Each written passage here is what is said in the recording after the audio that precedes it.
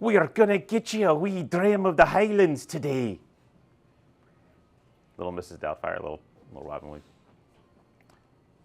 It's the best I got. Quite the high-end Cabernet deal though today. Should have been called high ends. It's awful. Pretty silent in the room. Quiet, very, very quiet.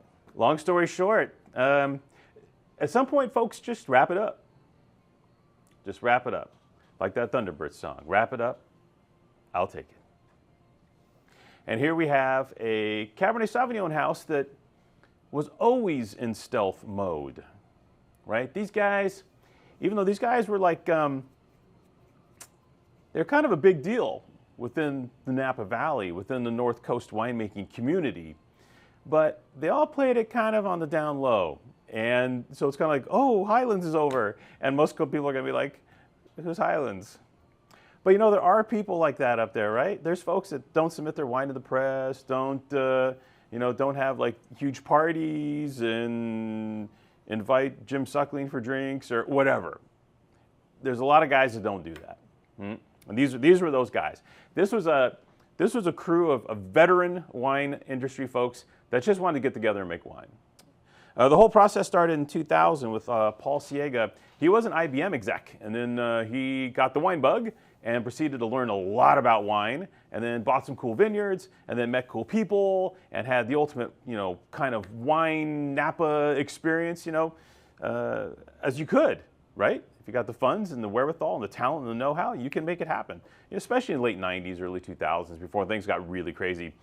In 2000, he met a guy by the name of Bruce Scotland. Bruce Scotland was the founding winemaker Cornerstone, his own label, very famous cool kid label at the time in the 90s. And I think he was making wine at Freemark Abbey at the time. And Paul ran into him and he's like, hey, let's do a label together. And since Bruce's name is Bruce Scotland, ergo Highlands, the relationship lasted a few years. Paul bought out Bruce and then brought in a couple other folks that were also hardcore wine industry veterans. A guy by the name of David and a guy by the name of Glenn. And but both those guys were super low profile. David was general manager at Silver Oak for a number of years, and Glenn actually sells repair and cleaning to a lot of the top Napa Valley wineries for all their equipment, right? So they're kind of like this dorky trio of this crew got together and continued making these really great wines, sourced from wonderful vineyards in the Napa Valley, by the way, because with Paul and David and everybody, they all knew the top guys for sourcing. So all their wines were usually from Oakville or up on Howell Mountain. They had a great relationship with the Black Sears and Beatty Ranch people. And then, of course, they were producing some really great Cabernet Sauvignon from Coombsville. Now, I tried to get the lowdown from Glenn on where exactly this came from, and it felt a little NDA-ish to me. He was like, oh, a really, really good vineyard in Coombsville, and he didn't get too far beyond that, but I have reason to believe that it is a world-class site in Coombsville, and especially if the wine is any indication. So let's get to this. This is the Highlands 2020 Cabernet Sauvignon Reserve, Coombsville, Napa Valley, the swan song for the Highlands Winery. Beauty of Coombsville is it fares a lot better with heat. And one of the problems in 2020 was the intense heat prior to those fires kicking up. Now this one is completely fire-free.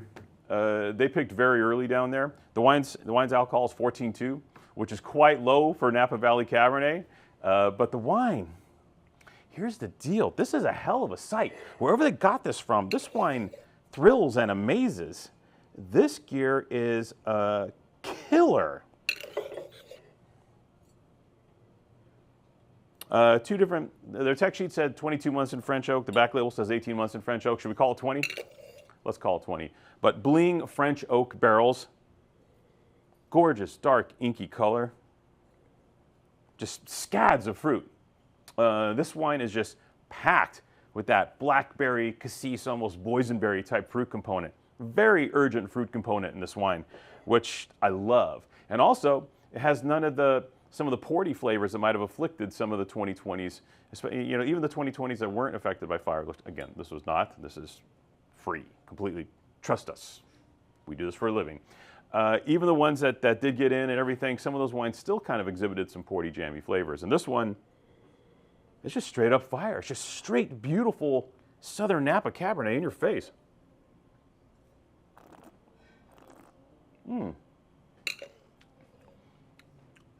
That's seamless, easy, plush, round tannin. Very generous on the palate. And on the finish, you get a little bit of that pullback, which kind of tells you you're kind of dealing with a cooler climate site.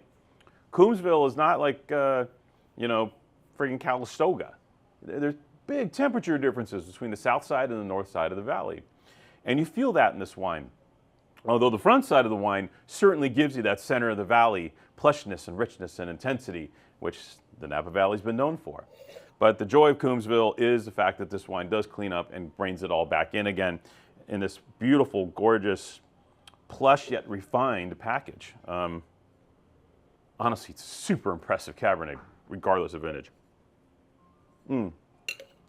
So funny thing was, we had no idea they were wrapping up, right? So Glenn came in the store. He's like, yeah, you know, we're wrapping it up. You know, Dave passed away in 2022. And we're just, you know, kind of, you know, I'm out there, you know, beating the streets and I'm getting up there and, you know, I just kind of, you know, want to dance tango and hang out. So, okay. All right, Glenn, got you. So he brought in the bottle that day. I said, you got a bottle in the car? I said, yeah, I got a bottle in the car. We came in, tasted it, deal done, boom, straight away right there. This was an easy one, a no-brainer. So, so I got to talk to him about pricing. And I was like, you know, hey, if you want to make a splash, you know, this is kind of what we're going to have to do. And he's like, what the hell, let's do it. He's like, I made 141 cases, and I'd love to sell a bunch of them to you. And we said, thank you very much, Glenn. So end result, $120 single vineyard Coombsville Reserve Cabernet Sauvignon in your box for $39.98. So two-thirds off the retail on what is, as you can tell by my enthusiasm, already a pretty damn good deal at $120. These guys were never in the, we want to make $250 Cabernet business. That wasn't their mojo. They were older heads from Napa, older, cooler heads, which prevailed until they finally got to the point where like, yeah, we're done. And that was it. That was it. So this is the beautiful, delicious swan song from a couple of really great guys up at Napa that were kind of always doing it right all along and maybe didn't get the accolades they deserved, but maybe then again, they weren't fishing too hard for those accolades either. You know what I'm saying? Classic Napa, classic guys, perfect at what they do. What an opportunity. Two-thirds off this already pretty damn finely priced Cabernet Sauvignon. Click. Buy this. Buy this. You want it. Like us, and if you get a chance, subscribe. We would love to be in your inbox every day. Cheers.